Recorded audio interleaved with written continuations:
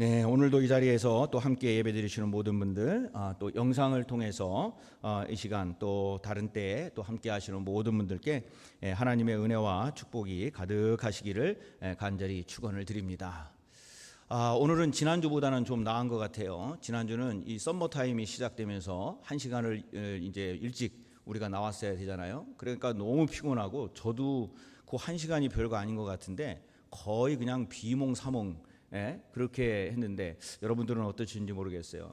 일주일이 이제 지나니까 조금 이제 우리의 이 몸도 그것을 아는 것 같고 또 우리의 이런 리듬도 이제 그것을 따라가는 것 같습니다. 항상 건강하시고 또 주님께서 인도하심으로 또 교회와 모든 곳에 헌신하시는 여러분들께 하나님의 능력이 임하셔서 피곤치 않게 하시고 주님의 능력 가운데 건강함으로 살아가시기를 다시 한번 축원을 드립니다. 자, 우리 성도님들은 이제 어디 시장이나 아니면 어떤 가구를 사러 갔을 때 유스트환을 중고죠, 중고. 유스트환을 좋아하십니까? 아니면 뉴한 새로운 제품을 좋아하십니까?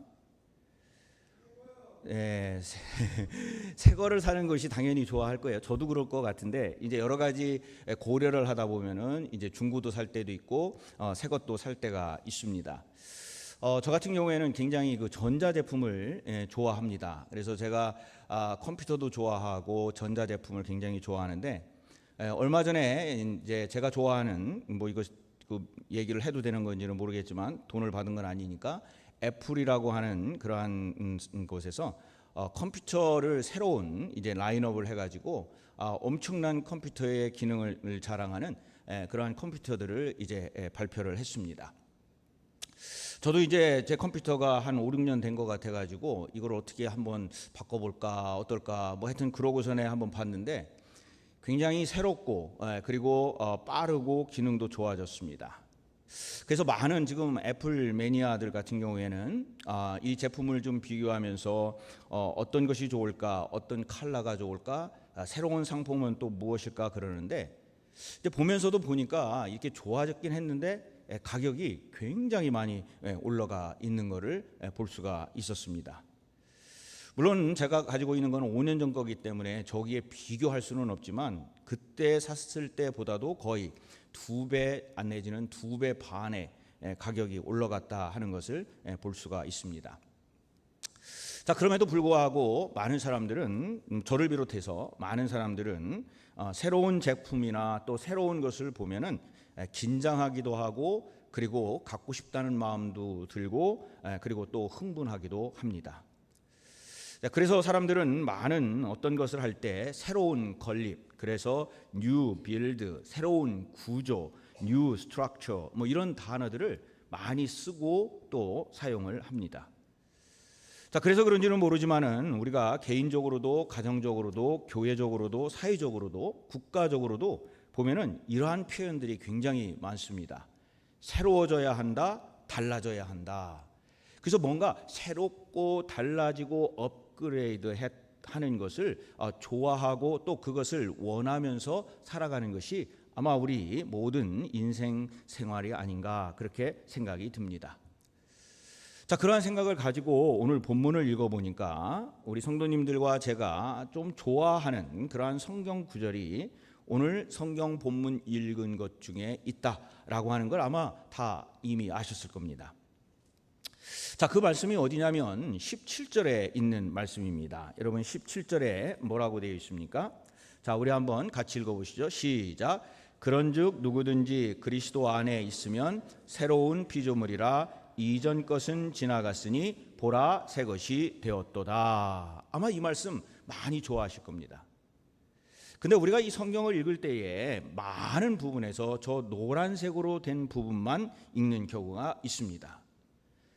그래서 새로운 피조물이라 이전 거는 지나갔으니 보라 새 것이 되었도다. 이 노란색으로만 되어 있는 것을 마음에 품고 그리고 나는 새로워져야지 새로운 피조물이야 생각하는데 정작 그 앞에 있는 누구든지 그리스도 안에 있으면 이라는 그 구절에 대해서는 약간 좀 무시하고 넘어가는 경향도 있다 하는 겁니다. 그래서 오늘은 이 말씀을 읽으면서 정말 예수 그리스도 안에 있으면 새로운 피조물이라 여기에 중점을 두고 우리가 어떻게 새롭게 십자가 안에서 예수 그리스도 안에서 완전히 다른, 전혀 다른 새로운 삶을 살 수 있을까 하는 것을 가지고 은혜를 나누기를 원합니다. 설교회 모두에서도 말씀드린 것처럼 대부분의 사람들은 누구나 새 것을 좋아한다 그랬습니다. 저도 기억나는 것이 명절 때 시골에서 한국에서 제가 어렸을 때 보면은 명절이 되면은 새 옷을 입어요. 그렇죠? 설날이나 아니면 추석 때가 되면은 저 같은 경우에는 저희 집안에서 아들이 귀한 집안의 장남이었기 때문에 부모님이나 할머니 할아버지께서 어김없이 명절 때 새 옷을 사줬습니다. 저는 굉장히 좋았어요. 왜냐하면 새 것을 입으니까. 근데 둘째, 셋째, 넷째는 어땠을까요? 지금은 저보다 다 키도 크고 등치가 크지만 그때는 제가 제일 크고 제일 잘생기고 멋있었어요. 그래가지고 제가 입었던 옷은 어떻게 됩니까? 둘째한테 가는 거예요. 그때는 그 아이가 저를 따라오지를 못하고 키나 여러 가지가, 그러면 제가 크면은 못 입으면은 저는 새 것을 입고, 그리고 어떻게 해요? 제가 입던 거는 둘째한테 갑니다. 아들만 4명이었기 때문에 쭈루루 다 물려줬어요. 그러면 둘째가 어느 정도 컸습니다. 그러면 제가 또 새 옷을 하나 입어요. 그러면 둘째가 입던 거는 어디로 갈까요? 셋째로 갑니다. 셋째로 갔다가 넷째로 가요.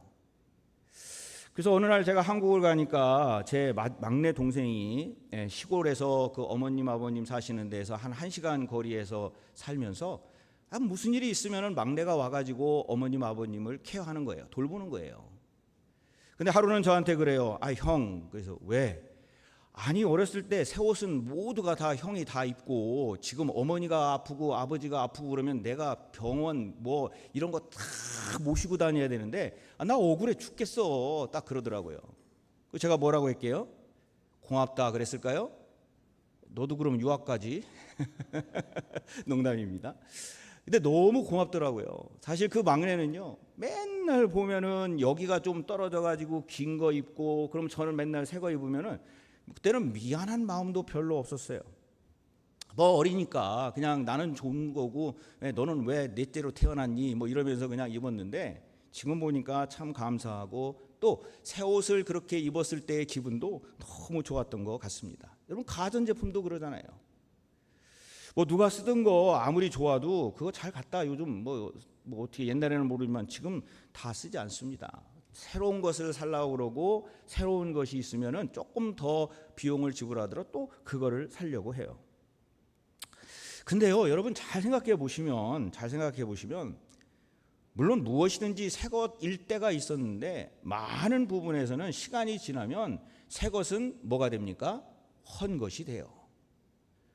5년 전에 제 컴퓨터를 살 때도 그게 제가 알기로는 굉장히 좋은 성능의 새 것이었어요. 근데 지금은 그렇지 않아요. 느려가지고 팍팍 어떤 때는 쳐야 되기도 하고요. 하여튼 그런 경우가 가끔 발생을 하고 잘 가다가 어느 때 끔뻑하고 꺼져버리기도 하고 하여튼 그렇습니다. 근데 5년 전에 그것이 새 것이었는데 어느 것도 이제 5년이 지나고 나니까 옷도 마찬가지고 가전제품도 그렇고 모두가 헌 것으로 변한다는 거예요. 아하, 우리가 모든 것이 새롭다고 하지만 이 헌 것, 그러니까 유스트 된 것도 모든 것은 어느 때에는 새 것이 되었고, 그러면 우리가 헌 마음, 즉 유스트 된 마음으로, 그리고 모든 것에 그렇게 잘 적응하면서 살아가는 것도 어느 때에는 새로운 마음으로 살아갈 수가 있는 시절이 있었다 하는 겁니다. 근데 성경에서 보니까 우리가 예수 그리스도 안에서 새로운 피조물이라, 그러면 우리는 어느 때인가는 또 새로웠던 피조물로 살았던 때도 있었다 하는 거예요. 근데 우리가 세상 속에서 살아다 보이고 새로운 면모나 새로운 예수 그리스도 안에서 있었던 것이 자꾸 변해가고, 그러면서 우리는 세상에 그냥 그렇게 타협하면서 살아갔던 모습이 지금의 모습이므로, 오늘 여기에서 바울이 이야기하는 것은 그러한 모습들로 계속 살아가는 것이 아니라 새로운 모습으로, 그 새로운 모습을 회복해야 되는데 그 회복도 어디에서 해야 되느냐? 예수 그리스도 안에서 회복되고 새로운 삶을 살아가야 된다는 겁니다. 사람들은 새로워지고 싶어요. 변모하고 싶어요. 그렇죠? 새로워지고 싶어서 이 헤어스타일을 바꿉니다. 저도요, 염색을 안 하면 완전히 흰머리예요. 지금도 여기가 지금 화면으로 보시는 분들은 염색이 오래돼서 희끗희끗할 텐데 하얀색 머리가 멋있기는 한데 제가 이렇게 거울을 보면은 확실히 염색을 하면 제가 한 10년 내지는 20년은 더 젊어진 것 같아요. 왜 우리가 그럼 염색을 해요? 그래서 그러는 거 아닙니까? 또 헤어스타일도 바꾸죠. 미용도 하러 가죠. 또 화장도 하죠. 운동해서 그렇죠. 모든 것이 내 옷차림도 헤어스타일도 생활 방식도 바꾸는 것이 뭐냐면 다른 것이 아니에요. 뭔가 새로워지고 싶고 내가 활력을 가지고 싶고 20대 30대에 가졌던 열정을 가지고 싶고 근데 스타일 바꾼다고 그게 되나요? 염색했다고 내가 20, 30년 보이기는 그렇게 보일지 모르지만 계단을 1층만 2층만 올라가도 헉헉대는 거는 변함이 없더라 하는 겁니다. 그럼 어떻게 해야 되는 거예요? 그래서 솔로몬도 그런 얘기를 했어요. 해 아래 새 곳이 없다라는 말씀도 했어요. 아니 그렇다고 하면 거기에 그냥 좌절하면서 그래 나는 새로워질 수가 없어 에이 있는 대로 살자 이렇게 살아야 될까요? 아니라는 거죠. 그럼 어떻게 새로운 피조물, 새로운 사람들로 우리가 거듭날 수 있는가라고 하는 겁니다. 사람이 본질적으로 새로워지는 비결은 오늘 성경에 있는데 그 성경 말씀대로만 하면 됩니다. 아까 뭐라고 그랬습니까? 새로운 피조물이라 그 앞에 있는 게 뭐라고요? 예수 그리스도 안에서라는 얘기예요. 우리가 새로운 피조물이 되고 새로운 모든 것이 된다면 우리가 성경에서 말씀하신 대로 다른 것이 아니라 우리가 예수 그리스도 안에서 외형이 바뀌는 것이 아니라 우리의 내면이 바뀌는 삶을 살아가면 돼요. 그래서 성경이 얘기하는 새로운 피조물이라고 하는 것은 새로 지음받은 존재가 되는 것이다 하는 겁니다. 단순히 이전에 지니고 있었던 어떠한 것을 조금 지나갔다고 해서 그것을 새로 외모를 바꾼다 그것이 아니라 아예 우리의 마음속에 그리고 우리의 본질에 가지고 있는 삶의 목적과 그리고 하나님을 알았던 그 첫사랑과 이 모든 것이 회복되면서 예수 그리스도 안에 있으면 우리는 새로운 피조물이라. 아하. 결론은 이런 거죠. 새로운 피조물이라는 것은 예수 그리스도 안에 있는 사람이구나.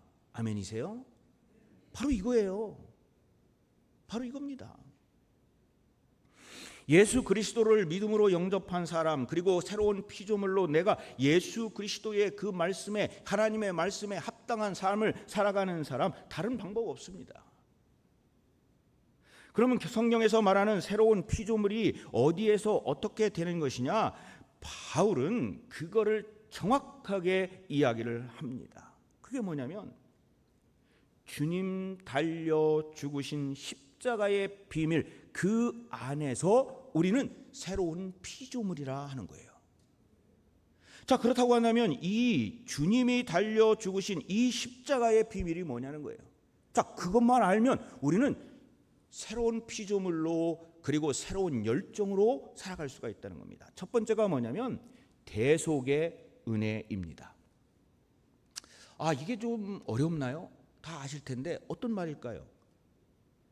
우리는 살게 하려고 우리를 살리시려고 예수님이 오늘 찬양팀의 찬양에도 그런 찬양이 있었지만은 예수님께서 십자가에서 우리를 대신해서 우리를 구원하시기 위해서 돌아가셨다 하는 겁니다. 고린도후서 5장 14절에 뭐라고 그러냐면 한 사람이 모든 사람을 대신하여 죽었은즉 모든 사람이 죽은 것이라 이렇게 말씀을 하세요. 그러니까 성경에서 모든 사람은 예외 없습니다. 모든 사람은 죄를 범하여 저주 아래 있게 되었는데 성경이 말씀하시는 것은 죄의 값은 사망이라고 분명히 선언했는데 모든 사람은 죄로 인해서 멸망할 수밖에 없는데 어떤 사람은 한 발짝 더 나가기도 하고 어떤 사람은 뒤에 한 발짝 뒤에 가기도 하지만 예외 없이 모두가 다 죽음 사망을 향하여 나아가게 되는데 그 죽음에 우리를 대신하여 돌아가신 분이 있다 하는 거예요. 그분이 누구예요? 예수님이라는 겁니다. 한 사람이, 즉 예수님께서 모든 사람은 피부에 와 닿지가 않아요. 예수님께서 나를 대신하여 죽었은즉 나는 죽은 것이라, 그러므로 또 죽을 필요는 없다 하는 겁니다. 왜요? 예수님께서 나의 죄를 대신해서 그 십자가에서 그 죄를 대속하기 위해서 돌아가셨기 때문에 우리는 또 십자가에서 죽을 이유는 없다 하는 거예요. 이해가 되시죠? 그래서 예수님께서 그 모든 우리의 죄를 짊어지고 우리를 대신하여 그 십자가를 지셨고 모든 것을 값을 지불하시고 속량하셨으므로 우리는 다시 죽을 이유가 없다 하는 겁니다. 그래서 이 십자가의 비밀인 거예요. 베드로전서 3장 18절에도 그런 얘기가 있습니다. 그리스도께서도 단번에 죄를 위하여 죽으사 의인으로서 불의한 자를 대신하셨으니 이는 우리를 하나님 앞에서 인도하려 하심이라. 육체로는 죽임을 당하시고 영으로는 살리심을 받으셨으니. 여기가 있는 것이 복음이에요. 그래서 영원히 살 길을 열어두시고 그리고 죽지 않아도 될 예수님께서, 하나님의 아들이 왜요? 십자가에 매달려 그 고진 고난과 핍박과 그리고 그 피방울을 흘리지 않아도 되실 그 예수님께서 누구를 위하여? 우리를 위하여, 아니 나를 위하여 그 십자가에서 돌아가셨다는 겁니다. 그래서요, 이 복음 중에 복음은요, 예수 그리스도의 십자가입니다.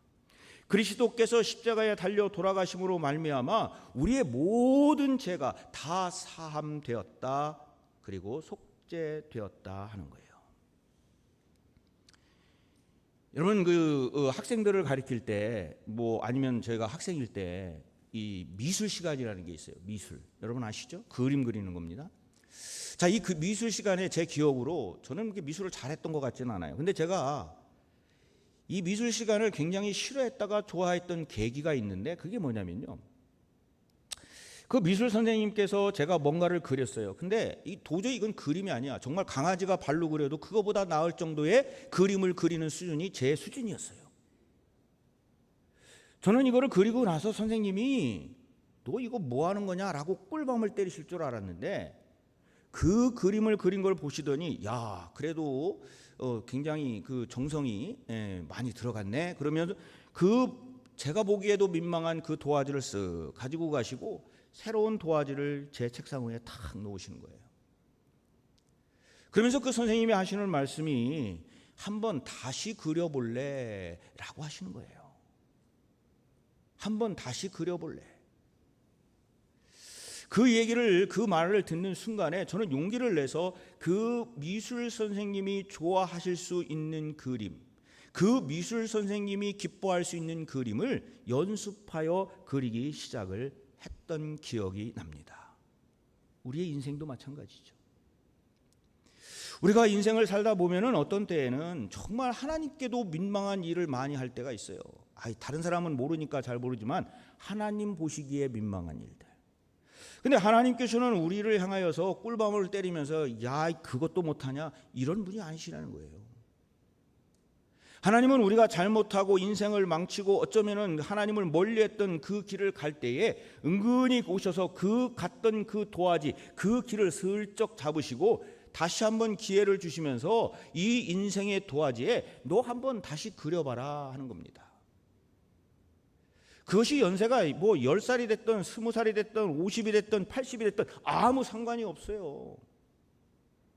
내가 이전까지는 어떻게 살았는지 모르지만은 이제 예수 그리스도 안에서 새로운 피조물이라 하나님께서 그 피조물을 인정하시는 겁니다. 그러면서 용기를 내서 한번 그려보아라. 다시 우리에게 기회를 주시는 바로 그 십자가의 바로 그것이 뭐냐? 그리스도의 복음입니다. 우리가 예배를 드리시면서도 그렇고 모든 것에 바로 이러한 십자가의 그 생명을 받으면 그러면 우리는 어떻게 해야 될까 하는 질문이 나옵니다. 오늘 이 성경을 보니까 그런 말씀이 있어요. 구원받은 성도의 삶은 목적이 변화되는 삶을 살아야 된다 하는 거예요. 자, 15절에 어떻게 되어 있습니까? 15절에 이렇게 되어 있습니다. 우리 한번 같이 읽어보실까요? 시작. 그가 모든 사람을 대신하여 죽으심을 살아 있는 자로 하여금 다시는 그들 자신을 위하여 살지 않고 오직 그들을 대신하여 죽었다가 다시 살아나신 이를 위하여 살게 하려 함이라. 여러분, 이 말은요, 아까 17절보다도 더 중요한 말씀이에요. 더 중요한 말씀이에요. 예수님께서 십자가에 못 박혀 돌아가시고 우리가 죽을 수밖에 없는 것을 대신 대속하여 죄를 치르셨다고 그랬단 말이에요.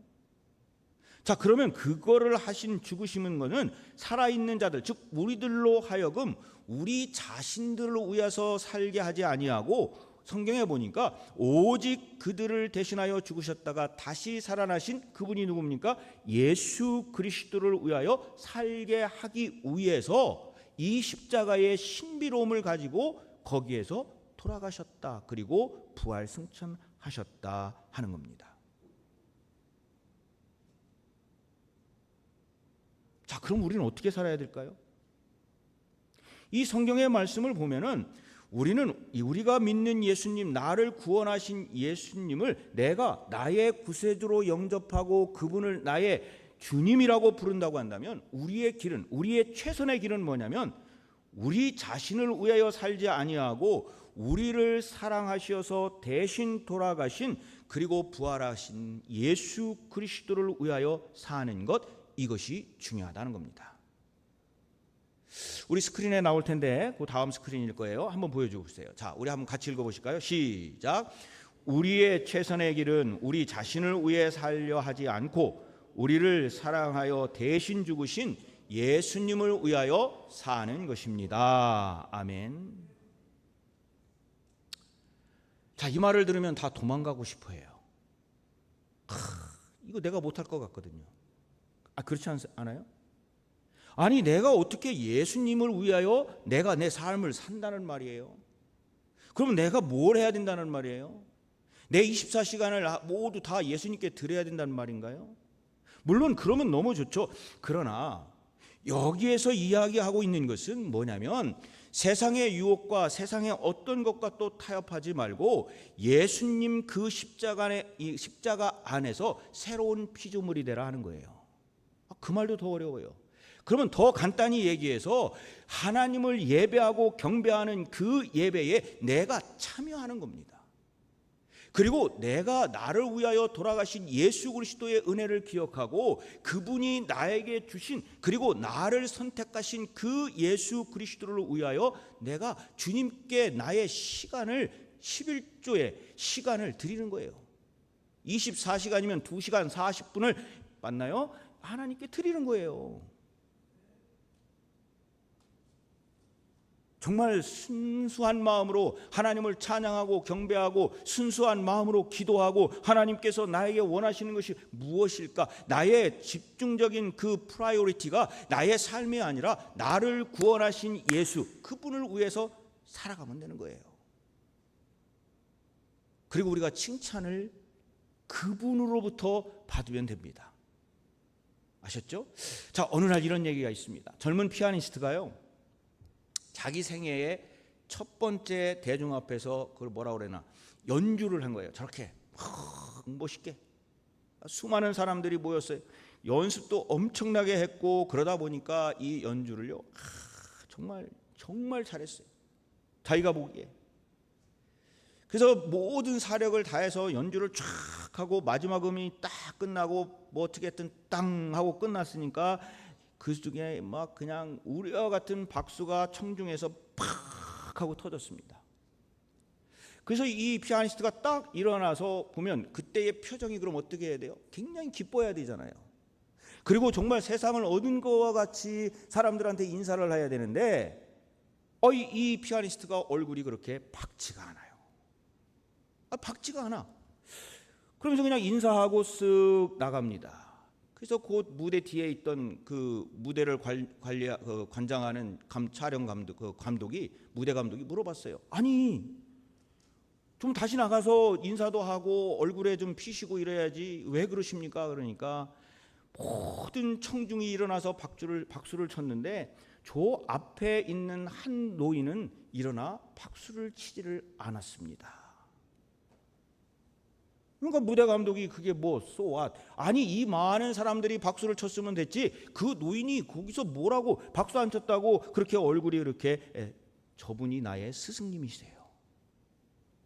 나를 피아노를 가르쳐 주시고 나에게 이 피아노를 칠 수 있게 해주신 스승님인데 모든 사람들이 다 박수를 쳤는데 저분만 치지를 않으니 내가 잘 쳤다, 피아노를 잘 연주했다라고 얘기를 못하겠습니다. 이 피아니스트는요, 다른 사람들의 열광적인 박수 소리도 좋았지만은 딱 한 사람, 자기의 스승이 그 앞에 앉아서 있는데 그 연세 많으신 스승이 연주가 끝나고 일어나 박수치기를 칭찬하기를 바라고 있었던 겁니다. 근데 그 스승이 침묵을 하니 물론 다른 사람들이 그렇게 해주니까 고맙기는 한데 이 피아니스트에게는 그것이 너무나 안타깝게 다가왔던 거예요. 물론 그 이후에 이 사람이 더 노력을 해서 엄청나게 훌륭한 피아니스트가 됐어요. 왜냐면요, 다른 건 몰라도 자기에게 가르쳐주고 자기에게 기대하고 그리고 누구보다도 자기를 품어줄 수 있는 그 스승님이 만족할 때까지 연습을 한 거예요. 아무리 다른 사람이 박수를 치고 뭐 칭찬을 해도 그 한 사람이 칭찬을 하지 않으니 그 스승이 갈채를 줄 때까지 최선을 다한 겁니다. 그리스도인의 자세가 이러한 자세인 줄로 믿습니다. 다른 사람들은 칭찬을 하고 다른 사람들은 격려를 하고 다른 사람들은 뭘 한다 할지라도 이 피아니스트가 한 사람 그 스승의 칭찬을 듣기 위해서 끝까지 최선을 다해서 피아니스트로 대성공을 했던 것처럼 우리는 어떻게 해야 돼요? 딱 한 분이에요. 우리 주님. 우리 주님이 나를 칭찬할 때까지, 그 주님의 마음을 알기까지, 그 주님의 마음을 본받을 때까지 주님을 위하여 그 주님을 기쁘시게 하면서 살아가는 것. 진정 중요한 게 뭐냐? 바로 이거예요. 우리 주님의 마음을 기쁘시게 하는 것. 바로 이것이 우리 크리스찬인들이 가져야 될, 기독교인들이 가져야 될 마음인 줄로 믿습니다. 그래서 바울은 갈라디아서 2장 20절에 이렇게 고백을 합니다. 내가 그리스도와 함께 십자가에 못 박혔나니 그런즉 이제는 내가 사는 것이 아니요 오직 내 안에 그리스도께서 사시는 것이라. 이제 내가 육체 가운데서 사는 것은 나를 사랑하사 나를 위하여 자기 자신을 버리신 하나님의 아들을 믿는 믿음 안에서 살아가는 것이라. 오늘 이 십자가의 비밀을 여러분들이 간직하시고 주님의 말씀으로 살아가시기를 바랍니다. 그리고 우리 스크린에 나올 텐데 우리가 이것을 함께 읽어봤으면 좋겠어요. 마지막 스크린입니다. 이 스크린에 나오는 우리의 고백 말고요, 제일 끝에 있죠? 18번.